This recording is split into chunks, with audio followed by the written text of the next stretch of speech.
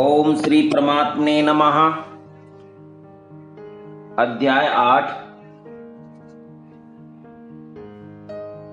हमने पिछले अध्याय में ज्ञान और विज्ञान को समझा।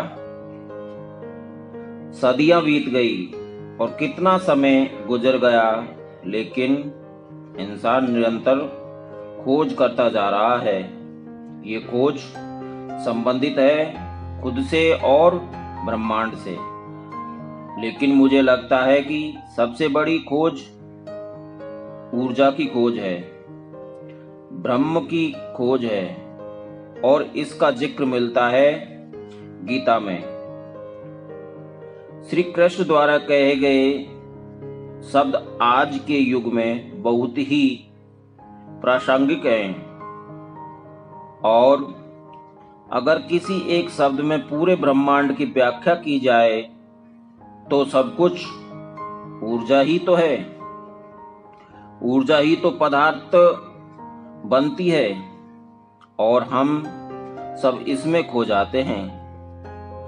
गीता के 8वें अध्याय में हम अक्षर ब्रह्म योग को जानेंगे। इस अध्याय में हम 3 बातों पर चर्चा करेंगे।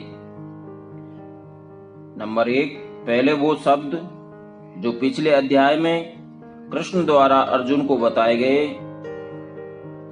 और वो है ब्रह्म, अध्यात्म, कर्म, अधिभूत, अधिदेव, अधियज्ञ। नंबर 2, मृत्यु के पश्चात मोक्ष का साधन क्या है। नंबर 3, पुनर्जन्म और मोक्ष का कारण क्या है। आइए इन तीनों बातों को विस्तार से समझें। कृष्ण कहते हैं कि हे अर्जुन, नियत कर्म करने वाले व्यक्ति ब्रह्म, संपूर्ण अध्यात्म कर्म, अधिभूत, अधिदेव और अधियज्ञ को जानते जानते ईश्वर को जानने लगते हैं, ईश्वर में हो जाता है। कृष्ण सबसे पहले ब्रह्म को समझाते हुए कहते हैं कि ब्रह्म से तात्पर्य ऊर्जा से, जो कभी नष्ट नहीं होती। दूसरा शब्द है अध्यात्म, यानी स्वयं की खोज। मैं कौन हूं, ये जिज्ञासावश ही आता है। बहुत ही कम व्यक्ति हैं जो जीवन के उद्देश्य के बारे में सोचते हैं।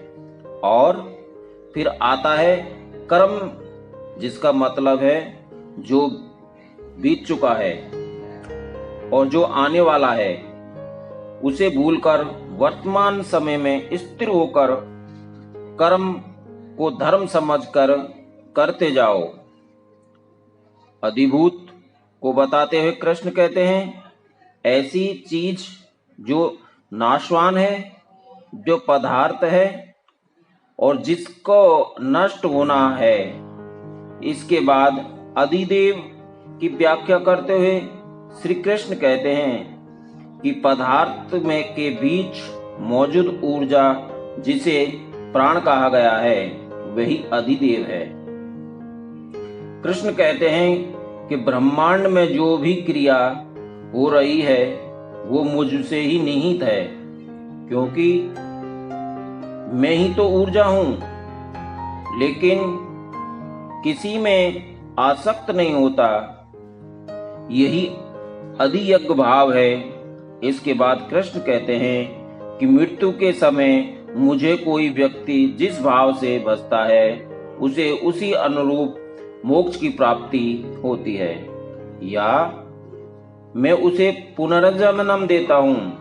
तब अर्जुन कृष्ण से पूछते हैं यदि ये सब इतना आसान है, तो इंसान मृत्यु के समय आपका नाम ले लेंगे। जीवन भर आपको भजने की क्या आवश्यकता है। मुझे लगता है कि अर्जुन द्वारा पूछा गया प्रश्न बहुत ही गंभीर है, क्योंकि हम भी ऐसा ही प्रयास करते हैं। लेकिन क्या आपने कभी सुना है कि जो सारी उम्र पदार्थों के पीछे भागता रहा, वो मृत्यु के समय आसानी से कृष्ण का नाम ले ले ले पाएगा या ओम का उच्चारण कर पाएगा, ये संभव ही नहीं है। क्योंकि जिसने जीवन भर जिसका स्मरण किया होगा, मृत्यु के समय भी उसे वही याद रहेगा। इसका तात्पर्य है कि जीवन पर्यंत एक यात्रा चलेगी जो 3 पड़ाव से गुजरेगी: निरंतर जप, चिंतन, युद्ध। कितनी गहराई की बात है, आइए हम इसको गहराई से समझते हैं। निरंतर जप के तात्पर्य ओम के उच्चारण से ही है। पूरे ब्रह्मांड में ओम का नाद हो रहा है, हम उसे ही जपना है, हमको उसी को जपना है। साथ ही अंत मन में कृष्ण का चिंतन हो, ईश्वर का ध्यान हो। इसके बाद युद्ध की बात कही गई है। मैं आपको बताना चाहूंगा कि गीता कभी भी युद्ध करने को नहीं कहती। यहाँ युद्ध से तात्पर्य है इंसान के भीतर चलने वाला द्वंद्व से है, और वो काम, क्रोध, मोह, लोभ के कारण है। हमें इनसे बाहर निकलना है, इन्हें हराना है, और जब हम इन तीनों के ऊपर उठ जाएंगे तब ईश्वर और मोक्ष की यात्रा आरंभ होगी। इसके बाद कृष्ण अर्जुन को एक और महत्वपूर्ण बात समझा रहे हैं। वो बात है पुनर्जन्म और मोक्ष की। देवता भी जिसके लिए तरसते हैं, देवता भी जिसके प्राप्त नहीं कर पाते, क्योंकि उन्हें भी अपने कर्मों को भोगना पड़ता है। इसके साथ पशु भी तो अपने कर्मों को भोग रहे हैं, लेकिन पशु के पास ना बुद्धि है, ना विवेक है, ना अपने कर्मों का ज्ञान है। और कृष्ण कहते हैं, हे पार्थ, इसी जन्म में तुम मोक्ष या फिर पुनर्जन्म को प्राप्त कर सकते हो। श्री कृष्ण एक और बात अर्जुन को बताते हैं कि इस अध्याय की यात्रा में ब्रह्मचर्य की आवश्यकता है। ब्रह्मचर्य से तात्पर्य अपने मन को सीमित करना, नियंत्रित करना और उसे हृदय में विराजमान करना, जिससे एक शांति की प्राप्ति होती है और मन कहीं भी नहीं भटकता, और तब आत्मा और परमात्मा का मिलन हो जाता है।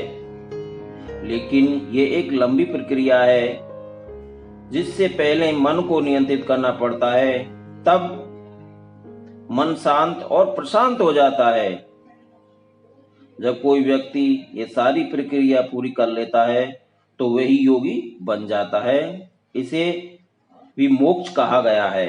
अंत में अर्जुन कृष्ण से एक अबोध बालक की तरह पूछते हैं कि यदि कोई व्यक्ति श्रद्धा से भरा हो, योग भी कर रहा हो, लेकिन इसके बावजूद उसका मन चंचल है, जो स्थिर नहीं हो पा रहा है, तो ऐसे व्यक्ति का क्या होता है? तब कृष्ण जवाब देते हुए कहते हैं कि ऐसे व्यक्ति को पुनर्जन्म प्राप्त होगा और वो उच्च योनि में पैदा होगा और उसका परिवार उसे योगी बनने में मदद करेगा। यही गीता में जो